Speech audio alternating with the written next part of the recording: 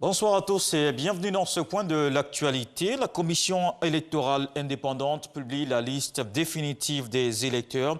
C'est Émile Ebrotier, le porte-parole de la CEI, qui a donné l'information aujourd'hui à 32 jours de l'élection présidentielle en Côte d'Ivoire. Le listing est composé de 7 495 082 électeurs, dont 97 669 à l'étranger.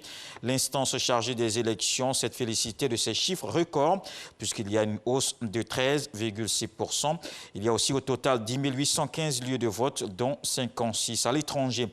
Je vous propose un extrait de cette déclaration de la commission électorale indépendante. Nombre d'électeurs sur la liste électorale 2020, 7 495 082.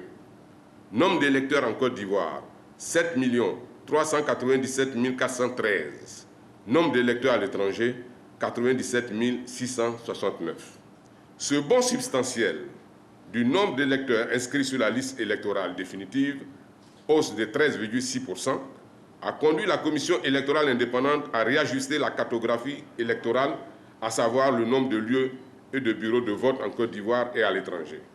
Ainsi, le répertoire des lieux de vote et bureaux de vote compte désormais nombre total de lieux de vote, 10 815. Nombre de lieux de vote en Côte d'Ivoire, 10 759. Nombre de lieux de vote à l'étranger, 56. Nombre total de bureaux de vote, 22 381. Nombre de bureaux de vote en Côte d'Ivoire, 22 135. Nombre de bureaux de vote à l'étranger, 246. Je voudrais rappeler, par ailleurs, que conformément à l'article 18 de la loi portant composition, organisation, attribution et fonctionnement de l'institution, la commission électorale indépendante a procédé du 15 au 22 septembre 2020 au renouvellement des bureaux de ces commissions électorales locales en Côte d'Ivoire et à l'étranger. Autre chose dans l'actualité, la Côte d'Ivoire est en tête des pays producteurs de cacao avec plus de 2 millions de tonnes. Mais la question que tout le monde se pose, la production a-t-elle vraiment changé la vie des agriculteurs? En 2015, l'enquête des ménages indiquait que 54,9% des producteurs de cacao vivaient en dessous du seuil de pauvreté.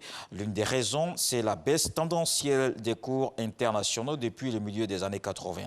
Avec le nouveau cadre de régulation mis en œuvre dans le pays, il y a un prix minimum garanti de 60%. C'est le dossier à suivre dans le 20h. Dans le reste de l'actualité, les discussions continuent pour trouver une sortie de crise en Libye.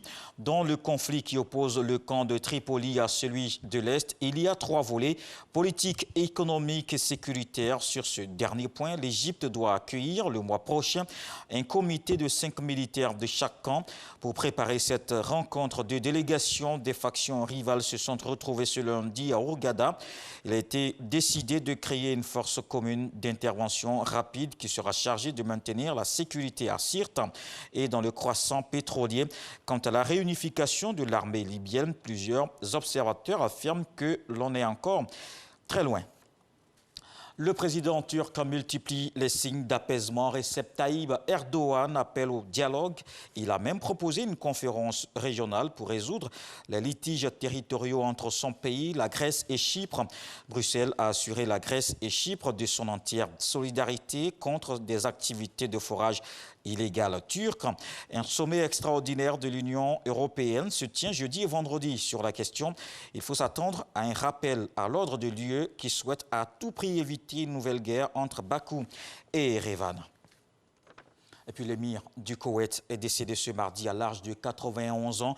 Il était un doyen de la diplomatie dans un golfe tourmenté par plus de 5 décennies de crise et de conflits ayant impliqué son pays. Cheikh Sabah Al-Hamad Al-Sabah était rendu aux États-Unis fin juillet pour continuer un traitement médical selon les autorités. Il était considéré comme l'architecte de la politique étrangère du Koweït moderne en étant à la fois un grand allié des États-Unis et de l'Arabie Saoudite. Il entretenait dans le même temps de bonnes relations avec l'Iran, le rival de ces derniers. Les infos régionales, c'est tout de suite. Je vous donne rendez-vous à 20h pour le journal.